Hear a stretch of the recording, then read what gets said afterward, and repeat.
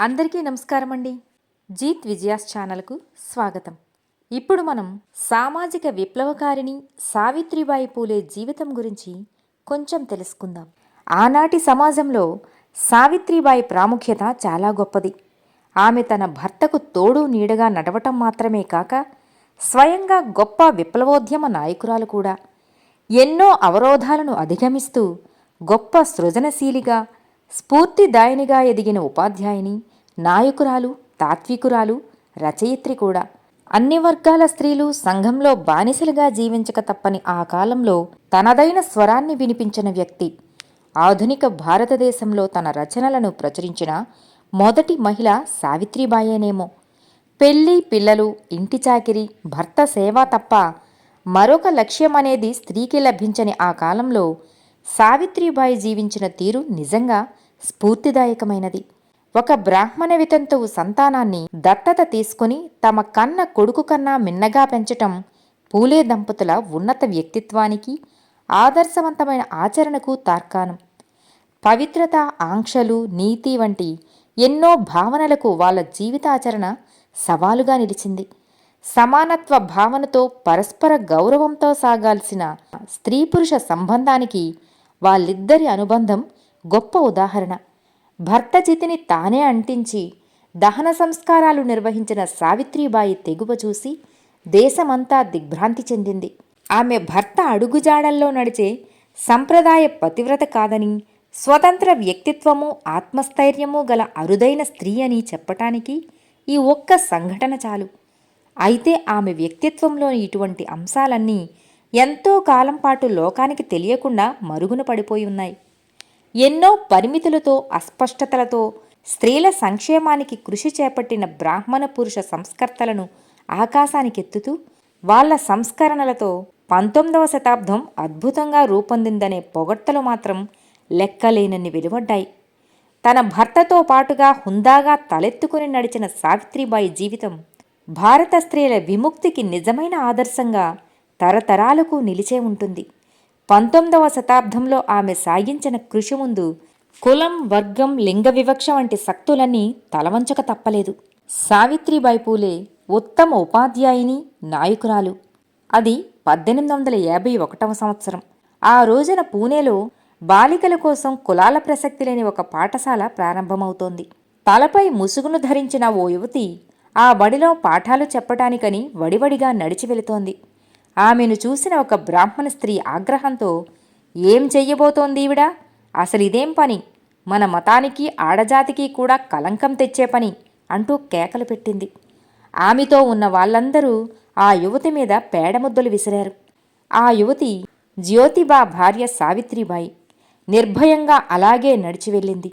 ఆమె ముందు మహోన్నతమైన ఒక లక్ష్యమున్నది. శతాబ్దాలుగా అజ్ఞానాంధకారంలో మగ్గుతున్న బాలికలకు, ముఖ్యంగా కింది కులాల బాలికలకు విజ్ఞానాన్ని పంచడమే ఆమె లక్ష్యం. భర్త ఇచ్చిన ప్రోత్సాహంతో ఆమె విద్యావంతురాలయ్యింది. తన భార్య విద్యావంతురాలయ్యాక కేవలం తమ కుటుంబానికే ఆమె జ్ఞానం పరిమితం కారాదని, ప్రజలందరికీ విద్యను అందించగల వ్యక్తిగా ఆమె రూపొందాలని ఆయన ఆశించాడు. ఆ ఆశను నెరవేర్చటమే ఇప్పుడు ఆమె ముందున్న కర్తవ్యం. తన లక్ష్య సాధన కోసం ఎన్ని ఇబ్బందులనైనా ఎదిరించటానికి ఆమె సిద్ధంగా ఉంది. ఛాందసవాదుల దూషణలను, వేధింపులను నిర్భయంగా ఎదుర్కోవటానికి నిశ్చయించుకుంది.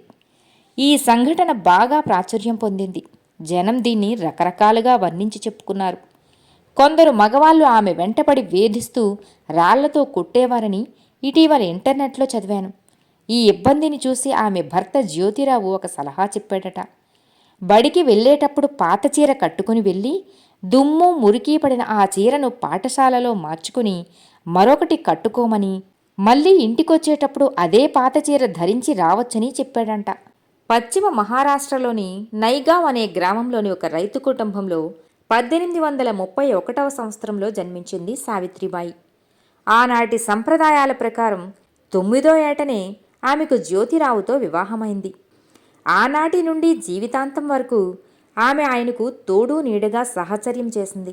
భర్త జ్యోతిరావు ప్రోత్సాహంతోనే ఆమె విద్యావంతురాలయ్యింది. ఆయన కుటుంబ సభ్యులు ఇందుకు అభ్యంతరం చెప్పటంతో ఆ భార్యాభర్తలిద్దరూ వేరుగా కాపురం పెట్టాల్సి వచ్చింది. 1849లో ఆయన స్థాపించిన 5 పాఠశాలల నిర్వహణలో భాగం పంచుకున్నది. బాలికల పాఠశాలను ప్రారంభించాలని తలపెట్టినప్పుడు అందులో ఉపాధ్యాయునిగా పనిచేసే అర్హత కోసం ఫాతిమా షేక్ అనే ఓ ముస్లిం యువతితో కలిసి ఉపాధ్యాయ శిక్షణ పొందింది సావిత్రిబాయి. ఆ బడిలో ఎన్నో కులాలకు చెందిన బాలికలు కలిసి చదువుకున్నారు. వాళ్లలో ఒక దళిత బాలిక రాసిన ఒక వ్యాసం అప్పట్లో ఎంతో ప్రసిద్ధి పొందింది. చదువు ప్రాముఖ్యతను గురించి తనకు కలిగిన అవగాహనను ఆ బాలిక ఇలా రాసింది: సజీవంగా సమాధుల్లో మగ్గుతున్న వాళ్ళం మేము. అక్షరం మాకు నిషిద్ధం. భగవంతుడు మా మొరను ఆలకించి బ్రిటిష్ వారిని పాలకులుగా పంపాడు. ఇప్పుడు మమ్మల్నెవరూ వేధించి బాధించలేరు. ఉరితీసి చంపటానికి, ప్రాణాలతో పాతిపెట్టటానికి కూడా సాహసించరు. మా ముందు తరాలకు కూడా భవిష్యత్తుపై భరోసా ఉన్నదిప్పుడు.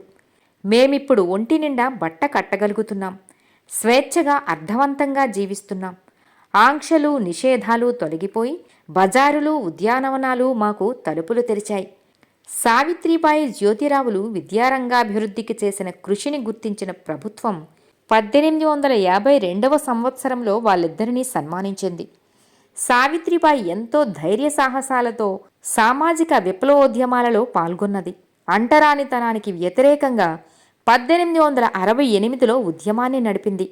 భర్త మరణానంతరం సత్యశోధక సమాజానికి అధ్యాపకురాలిగా ఎంతో సమర్థవంతంగా బాధ్యతలను నిర్వహించింది.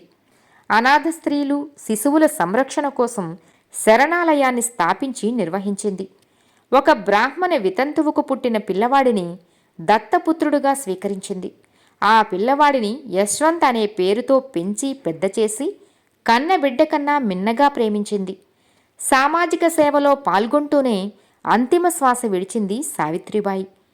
1890 సంవత్సరంలో ప్లేగు వ్యాధి బారిన పడిన పిల్లల కోసం ఆమె వైద్య శిబిరాలను నిర్వహించింది.